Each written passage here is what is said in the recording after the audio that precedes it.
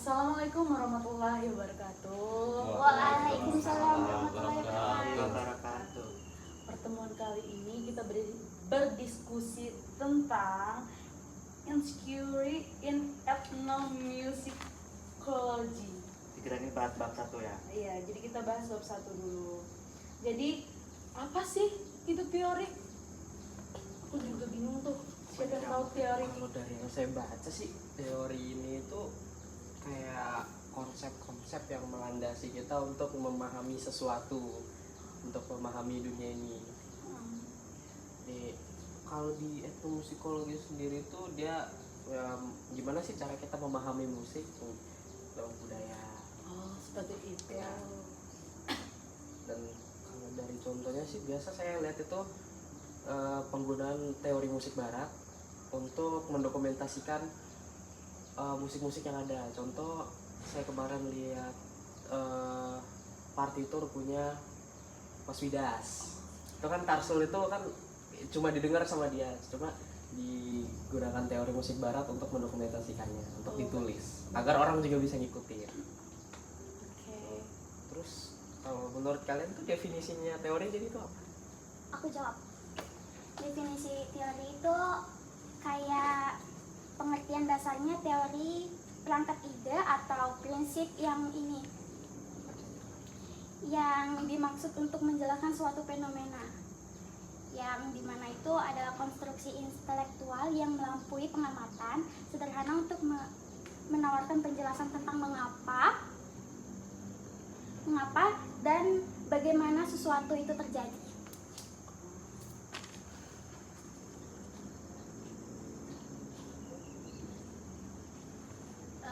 Terus aku izin bertanya nih teman-teman, fungsi teori dalam etnomusikologi itu apa? Izin menjawab. Jadi fungsi teori dalam etnomusikologi itu ada beberapa, yaitu yang pertama mengorganisir data. Teori itu bisa membantu peneliti untuk mengorganisir dan menyusun sejumlah besar data yang dikumpulkan melalui kerja lapangan dan penelitian. Menyediakan cara untuk mengkategorikan, menganalisis dan menafsirkan informasi yang kompleks tentang praktik musik. Lalu ada menjelaskan fenomena musik, yaitu teori menawarkan penjelasan tentang mengapa kelompok budaya tertentu membuat musik dengan cara tertentu, bagaimana musik berhubungan dengan aspek lain dari kehidupan sosial, dan bagaimana maknanya berubah seiring waktu. Lalu ada memprediksi dan menggeneralisasi. Meskipun etnomusikologi sering berfokus pada studi kasus yang spesifik, teori ini dapat membantu dalam mengidentifikasi pola umum dan membuat prediksi tentang praktik musik di budaya lain, dan memungkinkan generalisasi yang lebih luas tentang sifat musik dan perannya dalam masyarakat manusia. Lalu ada fungsi, yaitu membimbing penelitian. Teori bertindak sebagai panduan bagi peneliti, membantu mereka untuk merumuskan pertanyaan penelitian dan memilih metodologi yang sesuai dan menafsirkan temuan mereka. Jadi ini dapat memberikan arah dan fokus pada proses penelitian. Lalu itu ada memicu perdebatan dan perkembangan. Teori yang mapan seringkali menjadi titik awal untuk perdebatan dan revisi. Etnomusikolog dapat mengkritik, memperluas atau mengusulkan teori baru sebagai respon terhadap bukti empiris atau perubahan perspektif. Proses dinamis ini mendorong pertumbuhan dan evolusi disiplin ilmu. Oh, begitu ya. Sifat teori kan juga ada tuh. Jadi sifat teori tuh ada apa aja tuh?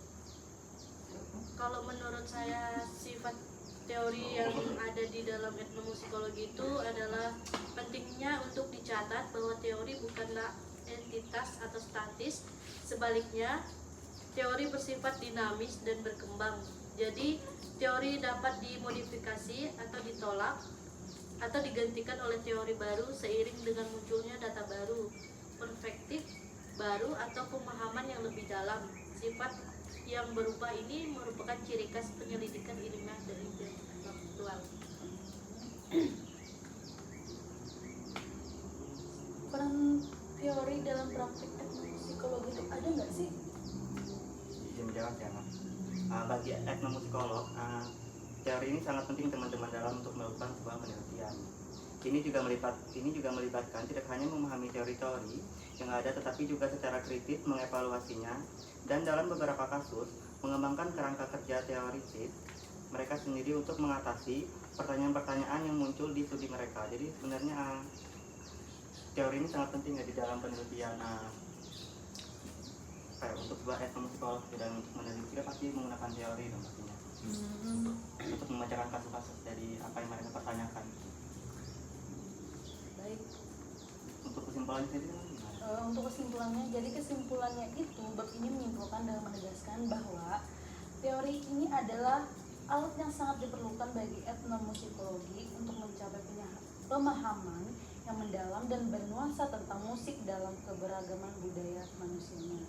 Jadi seluruh bab ini tuh meletakkan dasar bagi pembaca untuk memahami apa sih itu teori dan mengapa teori sangat penting dalam bidang etnomusikologi.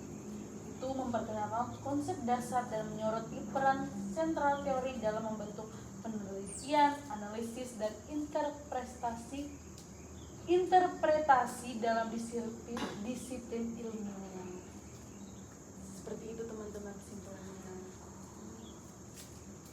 Mungkin sekian dari diskusi kita pada hari ini. Iya. Iya. Jadi diskusi kali ini kita akhiri. Wassalamualaikum warahmatullahi wabarakatuh.